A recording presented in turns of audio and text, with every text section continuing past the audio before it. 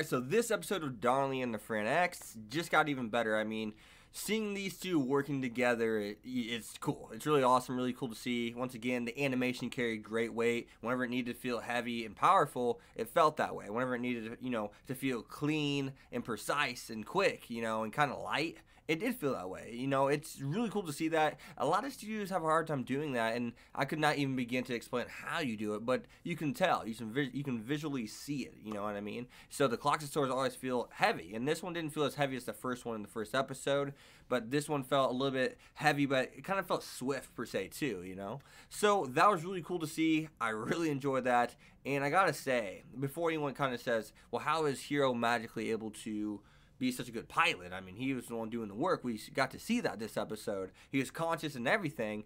And I gotta say, you gotta remember, they did say in the last episode that Hiro was a cut above the rest. He's like, I mean, let's be honest, we thought for sure he used to be the leader. He was head and shoulders above us. He was a cut above us. He was that good.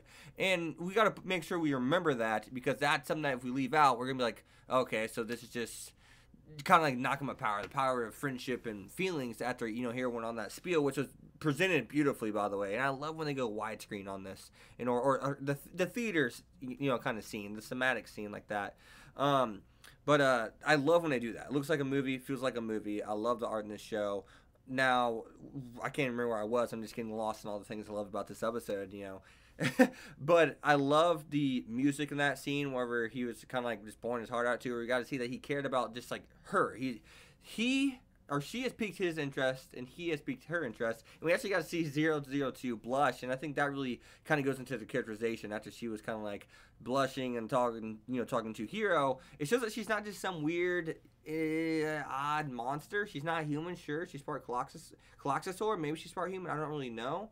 But we know for a fact she's not supposed to be human, at least from what people are saying, but she does feel and act like a human. She has those human emotions, even though she can even be an oddball. We got to see her walk into the bath whenever Hiro's taking one with his clothes on, which is just kind of like, is she gonna wear her socks wet? No, I'm just kidding.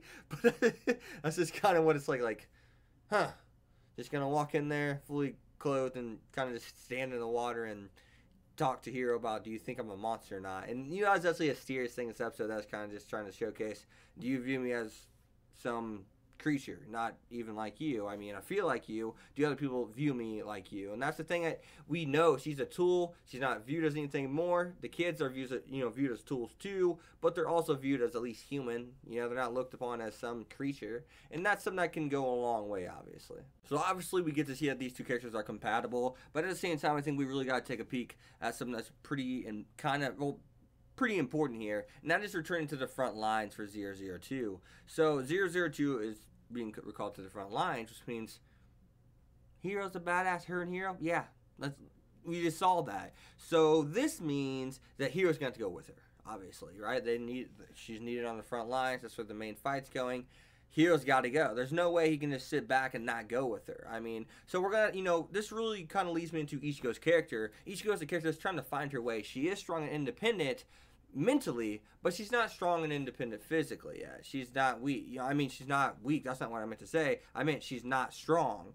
Now, we get to see that with other squad members too. They talk about that.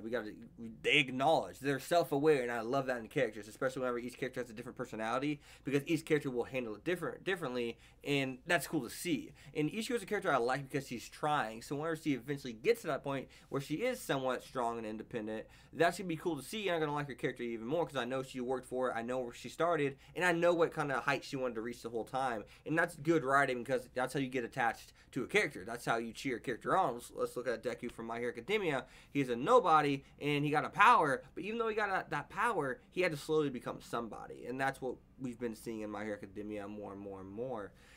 And obviously that's a good way to get behind the character, but at the same time, you got to put it into perspective. Name like 10 anime characters that were truly independent, that could take on just about anybody in the series outside like 5 or 6. There's not that many. I mean, when I think about strong independent characters, I think of Rukia from Bleach. She was someone that was pretty strong. She has, I've heard, especially in the manga, after she got her Bankai, she's really strong. She wasn't someone that was going to lead the way, no. Let's look at the character. I'm trying to think of another good one. I mean, obviously there's Urza from Fairy Tail, and you could say she's too strong, and Well, not yeah, I could definitely agree with that too. In some aspects, but she's still a badass, and I like her character because that character is not oversaturated. I mean, the overly strong female character is still not overly saturated.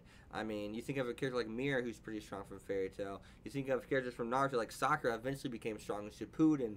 You know, we just think about these all these other characters, and I'm not talking about a female character being the strongest in the series, but I'm talking about a female character just being able to hold her own in general. So to start off this, episode, they do talk about finding someone who has been ascertained. They've been found out to be able to pilot with, Strelezia or 002. So were they referring to Hero? I don't know, because why wasn't Hero piloting already if that was the case? They said that there's plenty of people that wanted to ride with her, so obviously they've been looking at a wide range of people, and we see that 002 is compatible with Hero, and they said at the end, the headquarters commander, whatever of this, or the commander of this headquarters per se, this in particular headquarters, says, well, this changes everything. We're going to have to show, Papa, which I don't know if Papa's just like the founder of this new society of life or what, but everyone calls him Papa, and that changes everything. What are they going to have to say to this? This kid can pilot with her. This guy, he wasn't just piloting with her, he was the one leading the way. He didn't let Strelezia do the work. Strelezia saw him as someone who could do the work, unlike, Mitsuru. Actually, I think his name is pronounced Mitsuru. He is someone who was doing the work. We saw he's kicking ass, sure. But those things weren't nearly on the level of this Cloxosaur. Let's just be honest. Those are little ball things. This thing's big and giant. So that thing was not even on this thing's level, right? And we get to see that Hero, like, his moves were far, far stronger than Mitsuru's. I get that name mispronounced it so much. Mitsuru's, moves, right? We see that, and of course, at the end of the day, it seemed like Hero was going all out. Strelezia wasn't, so we'll have to see what happens whenever that comes. And that's probably gonna be something that's they're gonna have to strengthen that bond even more and become more and more compatible. Obviously they're compatible, but the more you pilot with one another, chemistry. It's like in anything, whether you play any kind of sport, basketball, baseball, football, you're gonna have that chemistry, right? A quarterback and his wide receiver are gonna be on the same page the more they play together. A point guard and maybe one of the other best players on the team, the small forward, is gonna know when to cut, what the other one's thinking, what they're trying to set up when they drive to a certain part of the court, and so on and so forth, a pitcher and a catcher, right? The more you're together, the more chemistry you're going to build. And that's just something that's going to happen with these two characters, too. They're already strong, but we still need to know more about, 002's character in general, because we see that Mitsuru says she tried to devour me and she's smiling while doing it.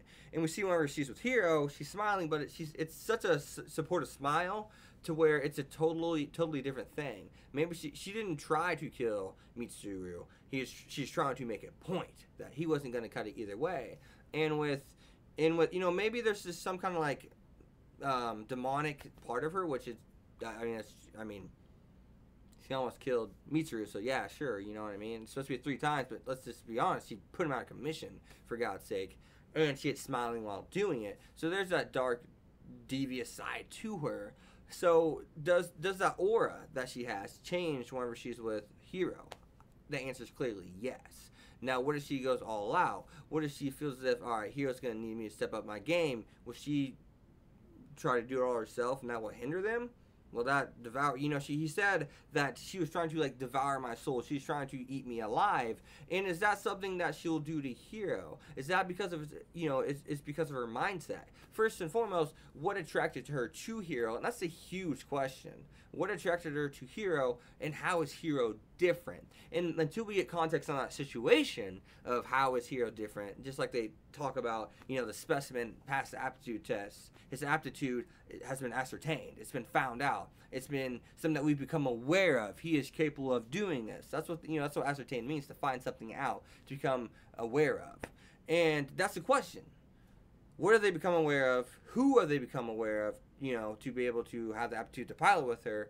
And what is it that, what does it take in order to reach that standard of 002 and pilot, Strelezia with her? So that's the question we have to ask. But other than that, guys, be sure to leave a like, comment, subscribe. Follow me on Twitter, X25. See you guys next time. Peace. Thanks for watching, guys.